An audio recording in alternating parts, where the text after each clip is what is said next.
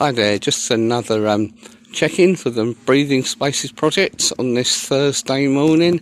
Again, for obvious reasons, we can't get to the projects at Chawter House and the other South Essex Homes properties.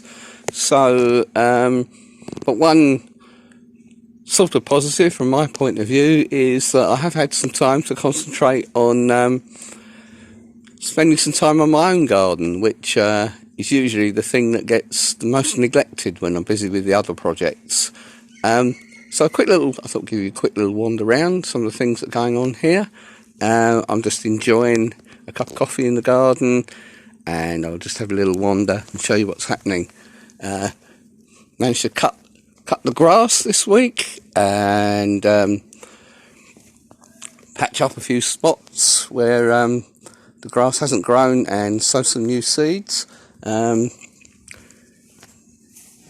Here we've got the trees that are all ready to go in at the Keats House projects, where we were going to be creating a wildlife garden. These are actually trees that were obtained from the Woodland Trust. They were free trees, part of their free tree scheme, and there is mountain ash, there's hazel, there's elder and other things there.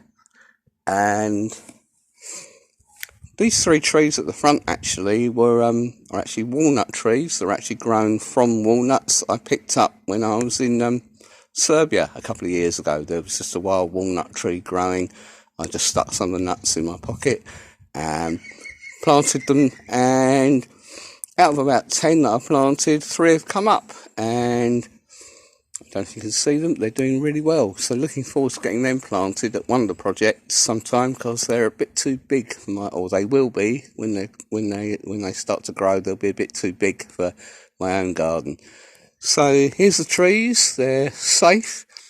Hopefully we'll be able to get them in at some point at the various South Essex Homes Breathing Spaces projects, but just to let you know that they're safe and well.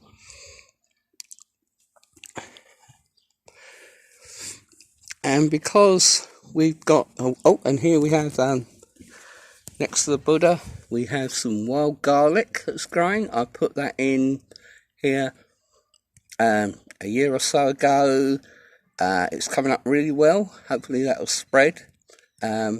Wild garlic, great for putting in salads, adding to the cooking, making a pesto. Maybe I'll stick up a recipe for a wild garlic and nettle pesto at some point.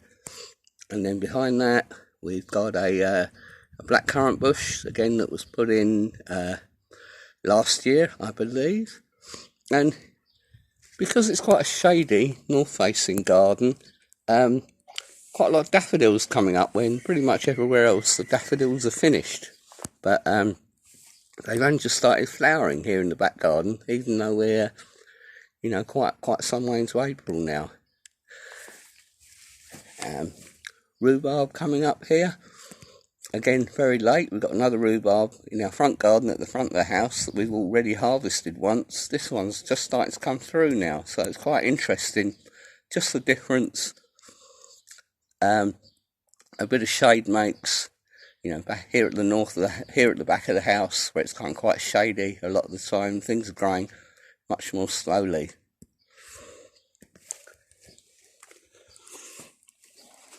Then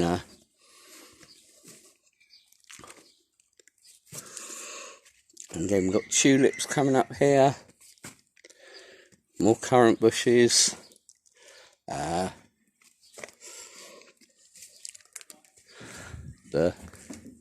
apple trees just coming into flower, so it's looking like these are going to be looking really nice soon.